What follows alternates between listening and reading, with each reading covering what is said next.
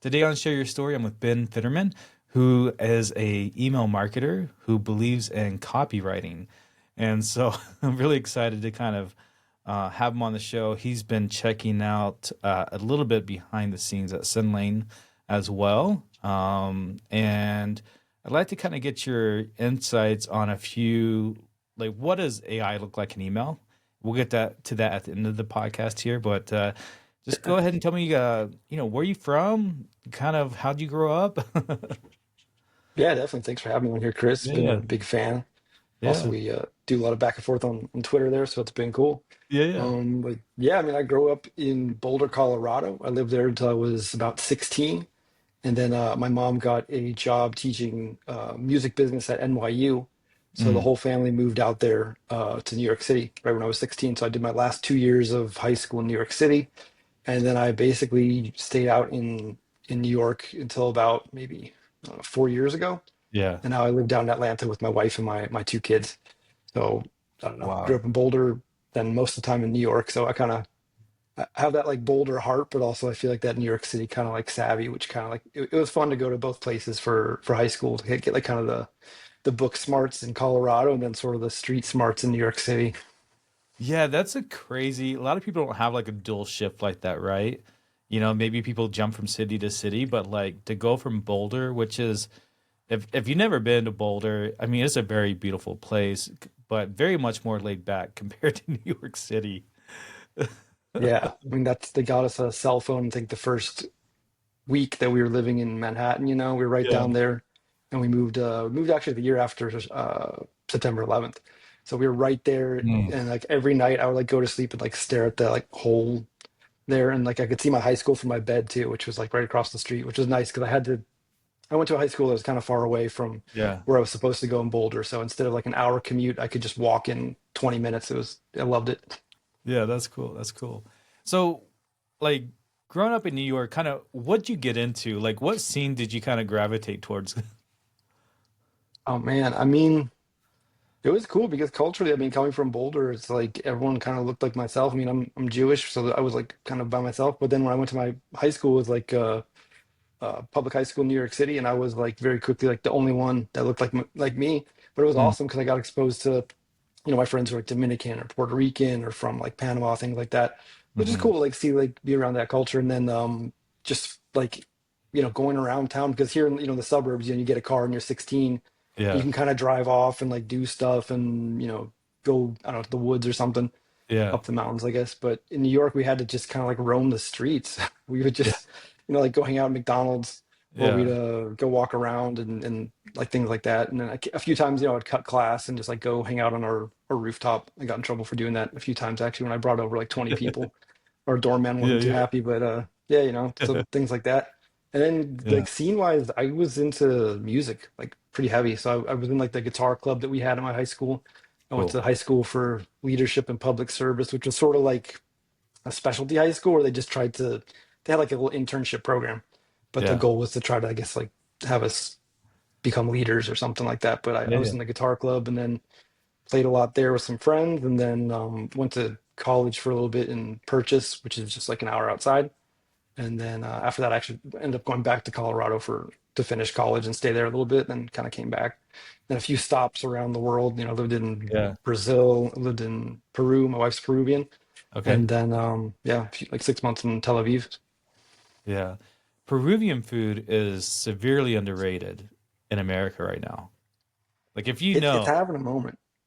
yeah, yeah, it's one of those things if you because not a lot of people have access to Peruvian food, but if you have access, go. That's all I can say is just go. Uh, Yeah, it's well because it's funny. So like when I grew up, like my dad's a great cook, but like when he would make mm, rice, for example, he would just put like rice in the water and like kind of boil yeah, it, and that was it. So I grew up hating rice. Then when I first moved to New York City, my uncles they got us from this Dominican restaurant, and it was like yellow rice, and I saw it, and I yeah, was like, "What is this?" So I ate it, and then that like opened my mind into like yeah, the whole yeah. kind of Latin food culture. But then it's Hmm. true when you go down to Peru, they have such varied influences from like Japanese, Chinese, and then all over the place. And actually, like some of the top restaurants in the world are Peruvian. We ate at the one that was ranked number one, Central, which was Wow. just like mind blowing because I mean it's like food from another planet. Honestly, it's not like Yeah. Peruvian traditional food. But yeah, Yeah. it's really good. But it's not like what you would expect because like most people think of like Latin food as like rice and beans and something, Hmm. but they don't have many dishes that actually have rice and beans together. It's very, Hmm. very seldom. Yeah, I mean, I remember like going to Mexico City, and you would think like Mexico City, you like you think rice and beans, but no, it's like fresh seafood and soups and Hmm. fruits and vegetables that are very like fresca, and so Yeah. um, that's definitely, don't think Tex-Mex is like true Latin American or Mexican food. So Yeah, it's hard because I guess you come to a country and you bring your cuisine, you got to yeah, kind of modify it for the people that are here. So, yeah, but we found a really good Peruvian restaurant down here in Atlanta. Finally, after 3 years, we've eaten at every single one. This is a brand yeah, new one that opened, and it was my yeah. wife was super happy. So, That's good. yeah, it was good. That's awesome. So how'd you get into marketing? Oh man, so when I moved back to New York City, I Hmm. worked as a live sound engineer for 5 years. So I was in like Manhattan, Brooklyn, like 5 nights a week. I was the guy in the back of the room, like with the big soundboard mixing, Yeah, setting up the bands. And I did that for a while. And one of the venues I worked at called Pianos. It was Lower East Side Manhattan. And there was a DJ there that I would see them every like Saturday night. And they had a friend that she would come and just kind of like be part of the scene. And I yeah, ended up speaking to her, and she told me how like she has a blog and she was getting paid to like write and publish and do that yeah. stuff. And I was just kind of fascinated by that. So I just like we'd have conversations, during after their shows or something. Right. And then I was online. I think I got home at like 2 in the morning after like a show, and I was just like on Facebook or something, and this ad came up from Sam Ovens, and it was like a 20-year-old punk makes like $1 million a year or something. And then that friend I saw had like liked his page or something, and I was like, Mm-hmm. oh, so I clicked on it. I signed up for a webinar, and then like long story short, I bought the course for like $2,000, and I was stunned. I was like, I don't even know how this happened. Like, this is crazy. And then it sort of got me into the world of marketing. So I was Yeah, starting out doing uh, basically for recording studios, I was right. doing Facebook ads. And then I Yeah. realized like, oh, I could bring the traffic to the site, but then they weren't converting. They're like, why aren't they not converting? And I was like, I don't know. So I had to learn about landing pages. And then that led me to copywriting, which is when I bought all those books. And I was like, really Yeah. just kind of like, oh, this is cool. You can like persuade people with words. Cause I always liked writing anyways, but it was, a little bit different. So I Yeah. thought that was pretty cool, and it led me to that. And then I went down with my wife to Peru when like we were dating at the time. Then we got married down there. But that's when I kind of shifted from like paid traffic into email marketing. I had a client that was one of my dad's friends who did like small Yeah. business loans. And we started getting like a bunch of leads on our landing page, but then we Yeah. weren't converting them. And I was like, oh, well, I guess we could send them emails, right? So I Right. started doing the emails, and I found I really liked it because it's like short, 200, 300 Yeah. words. It was all text, because it's lead generation. Yeah. But I liked that too because it was just a little more fun. I've written maybe a one land sales page, and Yeah. I know that's like sort of like the holy grail of copywriting. That's like Yeah. all like Yeah. the copy heroes, but for me it was just too intense. I don't know. I had trouble with that. So the Yeah. short, sweet email I think was something I really liked. And then I came back from New York City. I got hired at this place that was doing like an e-com retailer. They sold like hundreds Yeah. of brands, but I got hired doing Google ads, like paid search. Yeah. And then somewhere in there, I talked with their head of email, and he found out I could do email, so they pulled me into kind of like a hybrid role. Right. And then he ended up actually getting fired for pretty pretty big mistake. We Okay. basically they were doing an IP warm up for a Yeah. dedicated IP, and they sent an email to the entire list of people who had unsubscribed in the middle Mm, of this IP warm up, what we were paying right. like a ton of money for. It was bad. So he Yeah. he got he got let go. But then they put me in charge of it, and then it started from there. And then like COVID came, and a year after that, I was working at a big agency, and Yeah. then it kind of led to that. And then last year, I went out on my own and started Pink Lava Studios, which is my own email marketing agency. Yeah. So Pink Lava Studios, where's the name come from? So that came from actually probably my wife and I. So when we were down in Peru, Yeah. I was exploring different things. So I was like, oh, we can do like marketing, and Yeah. she's a designer.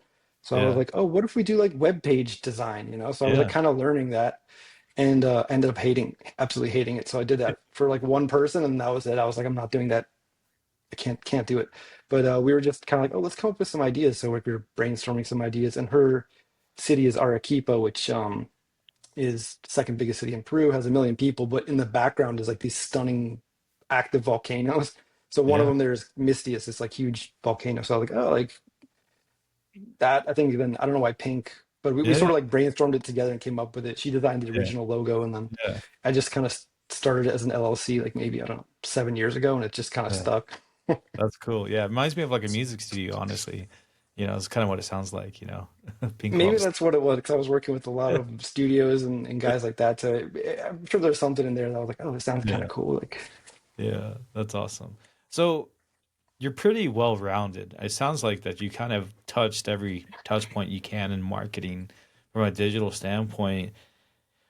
What was it about email that you were like, this clicks for me? um, I kind of like the automation and sort of like Mm, technical part of it too. yeah. Just coming from live sound or any sound engineer, it's kind of this combination of very technical and also Hmm. like creativity.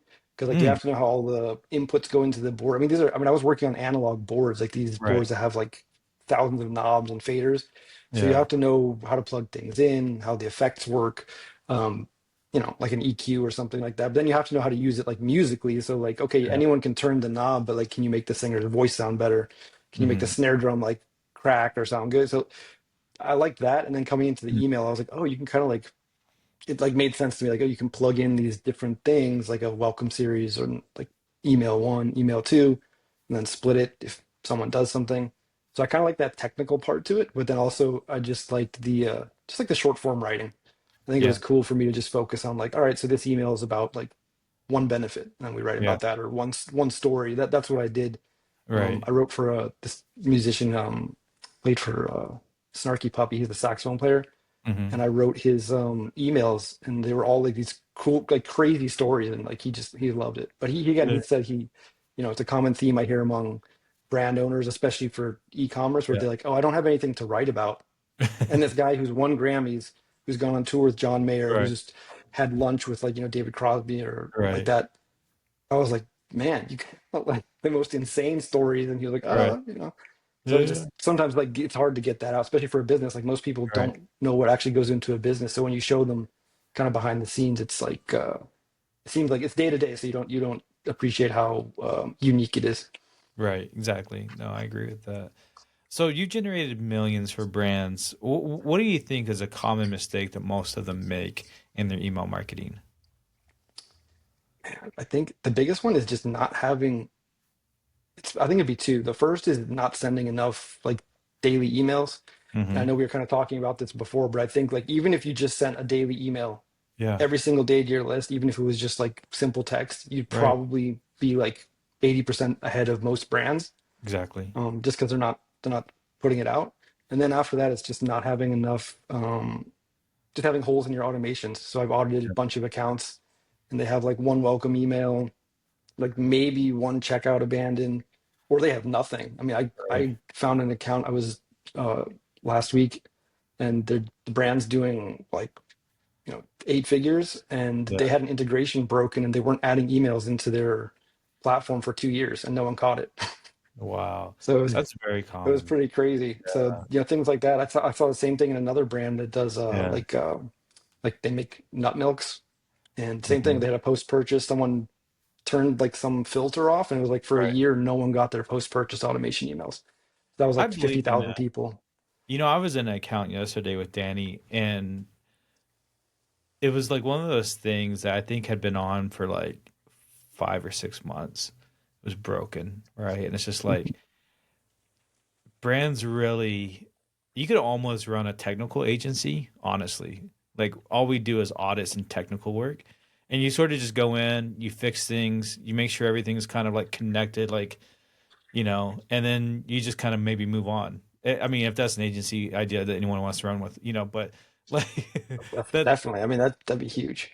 but also at the same time, like you would also have, I think a lot of agencies get complacent. Can I say that? Yeah. Um, that where it's like, hey, we got campaigns and we got automation. Stuff does break. There's glitches that ESPs never tell you about that has affected something that's really common too. And I definitely like that approach that you're talking about. And I would really like advocate for anyone to really like start with like just a nice technical audit from like I don't know, what would you recommend? Like how often, like an oil change, right? Like what Yeah. should be that process in your opinion?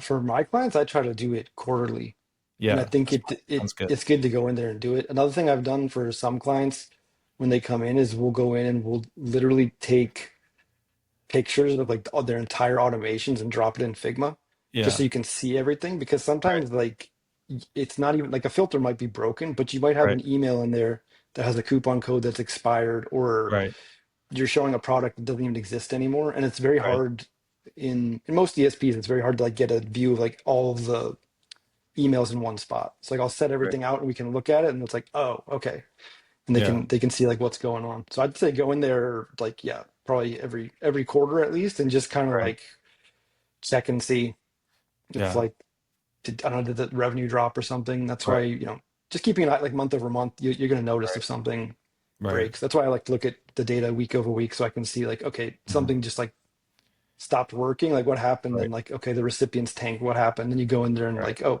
maybe you set something up, or maybe like some integration on your site broke, like that other prospect I Right, was talking to. But yeah, right, it's hard because it's either you set it and forget it. It's like when I would work DJ shows right. at Live Sound, it'd be like set it, forget it. You would like set up the microphone, Yeah, not even a microphone. You just set everything up and like walk yeah, away, yeah, and then some speaker would blow out, or yeah, you couldn't. You have to be there, even though it's yeah, like yeah, kind of yeah. brainless, but like you got to be there because those flows are gonna, if you're paying a lot of money for your traffic and you're scaling Right, up and right. your checkout abandon is broken, like man, Yeah. you're gonna be really sad.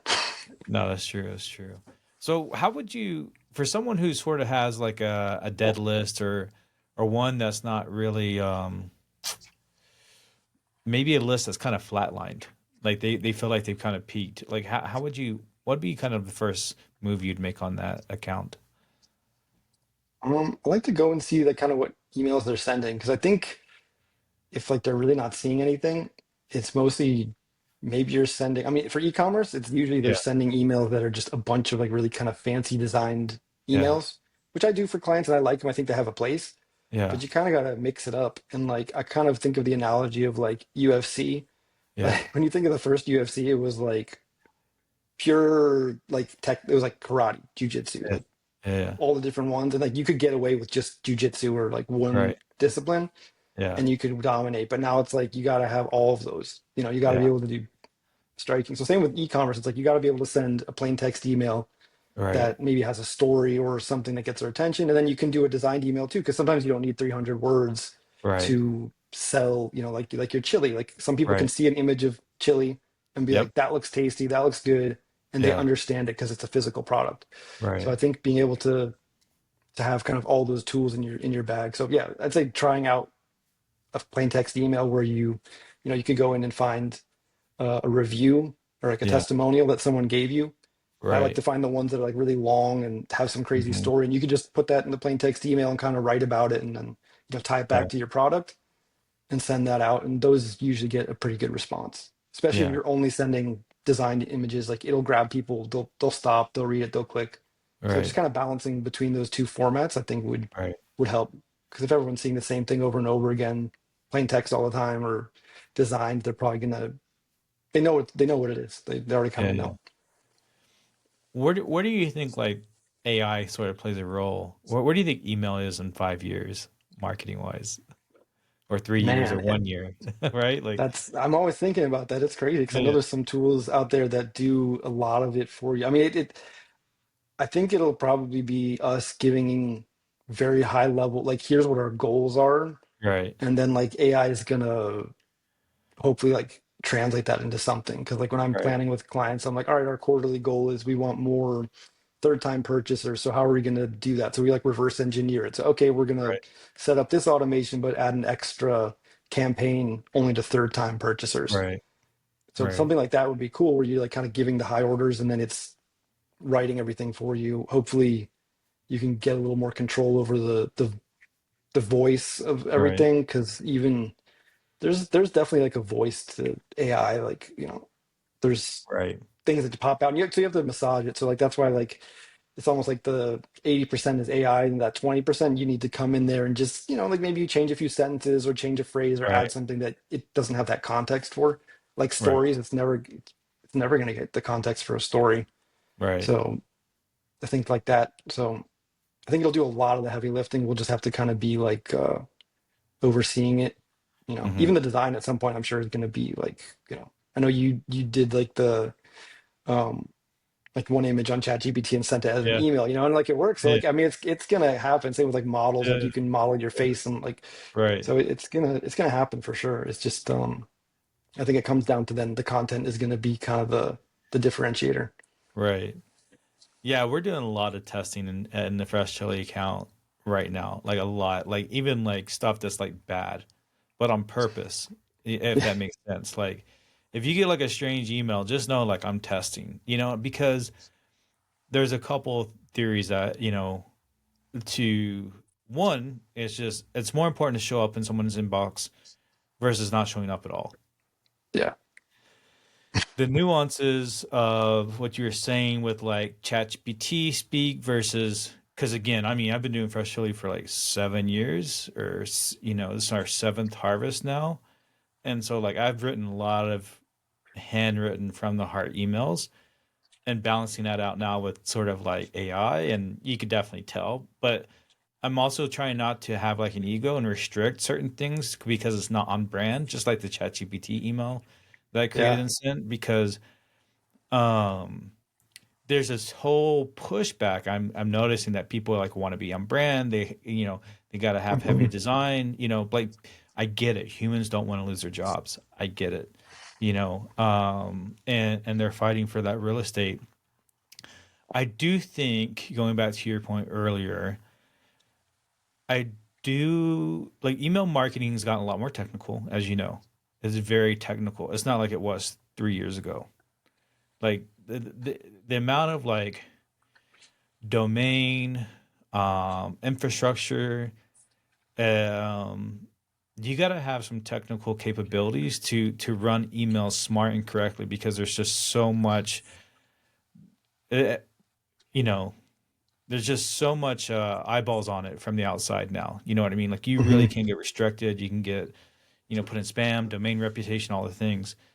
And I think while AI will help a lot, I think you're still gonna have to watch over the technical aspect, but I almost kind of liken it to how Meta, if you've done any media buying and you kind of have your creative and you have your message, you throw it in Meta and then you just let the algo run, Hmm.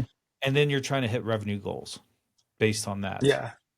And I think email will sort of be similar, where we know it works. Email's not dead.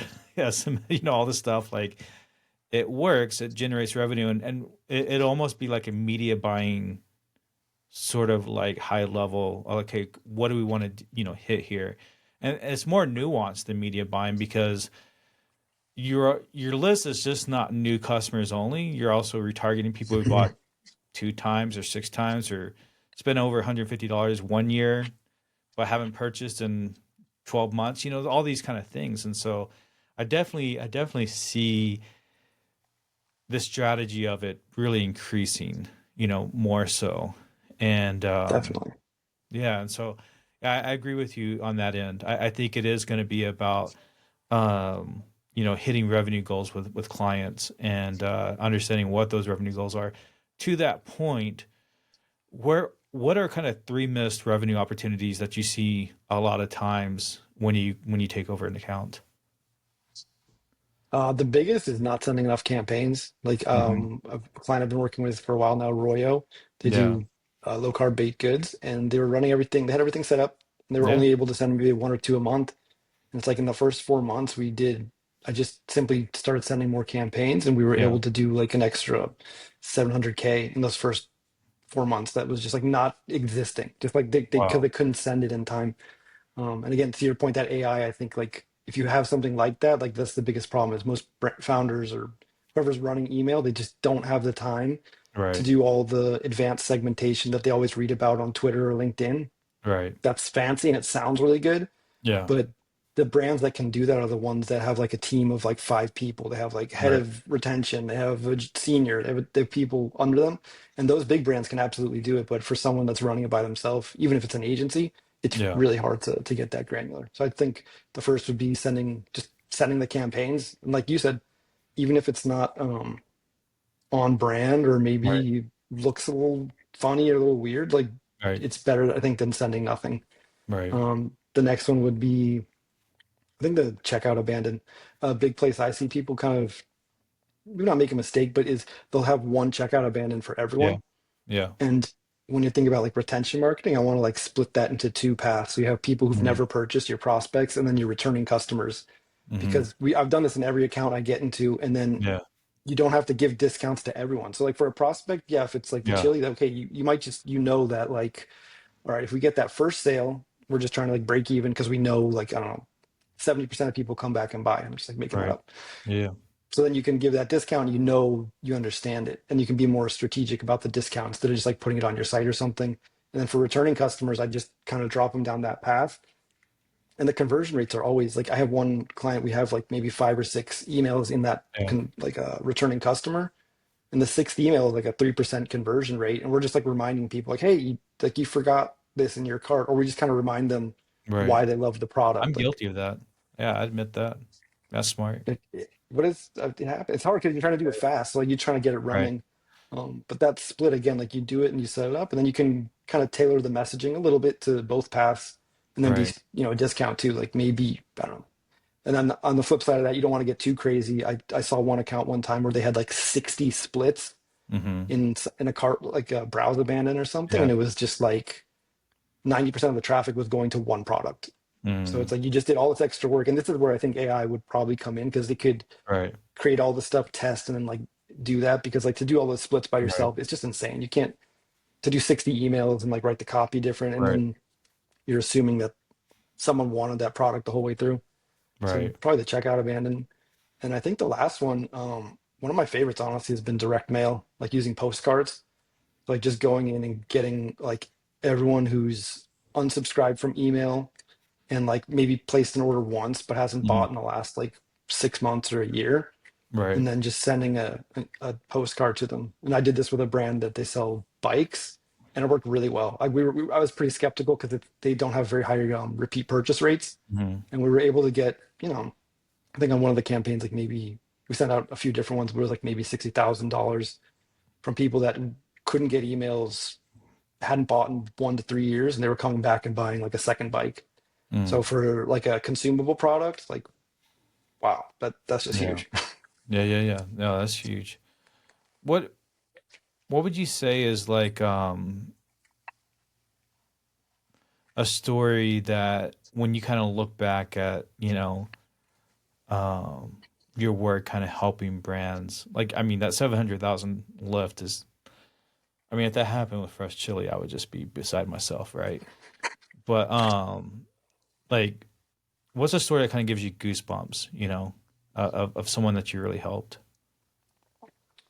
Um, I think it was probably one of the first clients I ever had at the first agency I was at. They're a really big apparel company. They sell these really nice blankets, Mm-hmm. and they came to us, and they had nothing. Like the Mm. brand was already well established. They're in big like Yeah. Nordstrom's and all these places, so Yeah. they're established. They have a proven like it's Right. there, and they were running out of Mailchimp, and they had like maybe a checkout abandon, and like the same thing, Yeah. they weren't doing anything. So that was probably my second client, and like I built them out, and it was like we turned everything on, and like Yeah. the first month it was like $1 million. I was just like, and it kind of like jaded me because I was like, after that, I was like, anything else. Like I worked with a ton of really incredible brands, and Right. like my favorite ever was Dude Wipes. I worked with them for a year, and that was they're my favorite by far because they're just Yeah. so cool. But that Yeah. one of like turning it on and being like, oh my goodness, like Yeah. all this revenue was just it was literally just like floating around. And it sort of kind of Right. reaffirmed that like saying from Eugene Schwartz, who's like the Yeah. copywriting guru that everyone loves, but it's like his principles, like marketing, like you can't create desire with marketing. You just channel the desire into something that's already existing. That was the perfect Mm. example for me, where it's like someone else probably could have came and done the same thing, Yeah. But so it was cool to get that boost and then to see like, okay, the next year like an extra Yeah. $500,000 a month coming in that they didn't have. So for them, they were just like, oh my God, Yeah. So it was really exciting. But I think that's the one where I was like, wow, this is pretty cool. So the small wins are also really nice too. But I mean, Yeah. you're not always going to get big. That was like a grand slam, like my first Right. ever pitch. Yeah. Yeah. Yeah. Yeah. Well, that's awesome. Hey, thanks so much for being on today. It's been great kind of having you. Excited to share your story with the rest of our audience. Any kind of final tidbits of where people can find you if they want to work with you? Yeah, so pinklavastudios.com. And then if you want to get on my newsletter, it's retentionrecipes.com. And I send out like maybe 2 to 3 newsletters a week. And it's sort of like a story of something that I did. And then like I kind of Yeah. tie it to like a tactic or strategy. So I'll kind of mix it in there. But yeah, if people want to reach out, that's the way to do it. Awesome. Awesome. Well, thank you so much for being on, man. Yeah, appreciate it, Chris.